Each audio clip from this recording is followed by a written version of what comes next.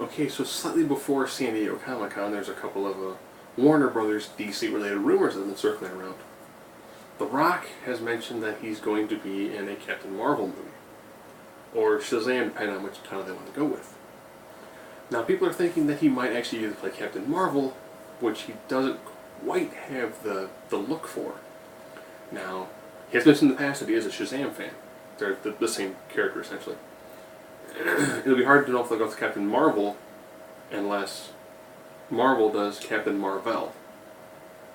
I know, two close-sounding names and entirely different characters. But he did mention he's a character who can match power with Superman. Now, Captain Marvel, or Shazam, could do that. So can Black Adam, who was one of the original superheroes essentially created by the wizard Shazam. At least depending on his origin and when it's actually done. And I think he has got the build to do a phenomenal, essentially ancient Egyptian supervillain, who is just an amazing physical specimen. I think The Rock could pretty easily pull that off. I think that if he has the background of the character, he's going to know a lot about the history. He's going to play the character pretty well. He's done Egyptian style roles before in the past, and he's not bad at them. Those were very early in his career, so by now he could probably pull one off very, very easily. They also mentioned the potential return of Young Justice, the really phenomenal cartoon series they did, which dealt with a younger generation of superheroes. So instead of, Batman, Superman, you had Robin, Superboy. Instead of Martian Manhunter, you had Miss Martian. This really great job of really building up the younger characters. And it ended prematurely, much like Green Lantern the animated series, but it was done very well. Very excited to hear that one's probably going to be coming back to at least finish off that season that they didn't get to fully finish, to finally finish off the story they were doing. And that's exciting. On a downer, one of the characters they're going to throw into Superman vs. Batman Dawn of Justice, no longer Man of Steel 2, that's his own independent film. They have another Amanda Waller. So if you're keeping track, they had an Amanda Waller in the Green Lantern film, had an Amanda Waller in Arrow, and an Amanda Waller now in this movie. And it's not Angela Bassett, so it's not going to be the same character who was from the Green Lantern movie. And that also really leads credence to the fact that what we see in Arrow is not going to be reflected on the big screen. So for some strange reason, Warner Bros. Is pretty good at doing a live-action TV show, but they don't want to take any of that and try to translate to the big screen. Do a reverse Marvel, where Marvel's taking a big screen, then doing a really poor job when it comes to small screen.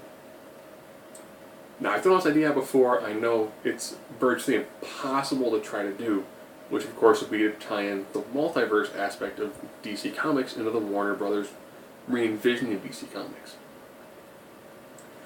Now, the weird thing about that is people complain that, oh man, Ben Affleck's going to be the new Batman.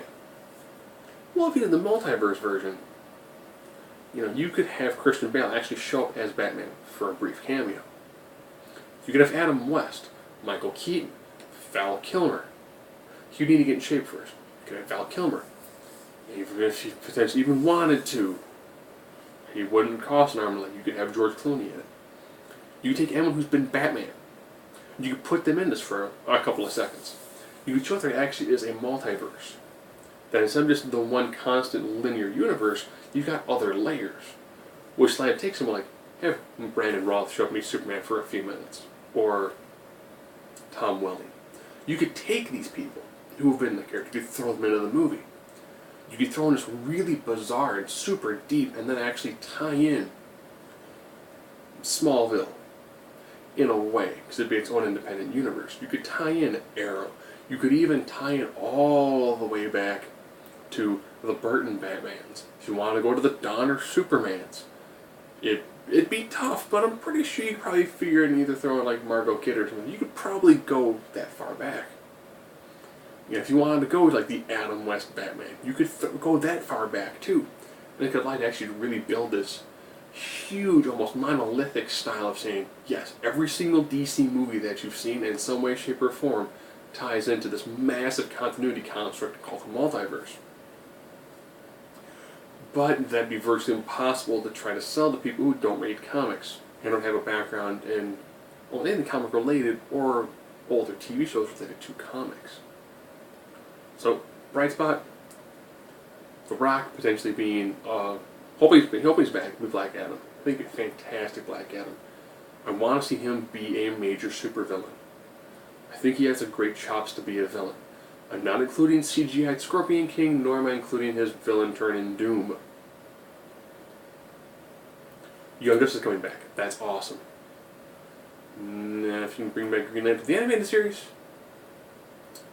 because I do believe that you've got a guy who was a Red Lantern, who was pining over the loss of AI that became human, kind of like became a living construct, and then his rage is being subsided and a blue rain began to follow him, and I think that'd probably be a pretty awesome story. Just putting that out there. And of course the downside is that what we see on Arrow is not going to translate to the big screen.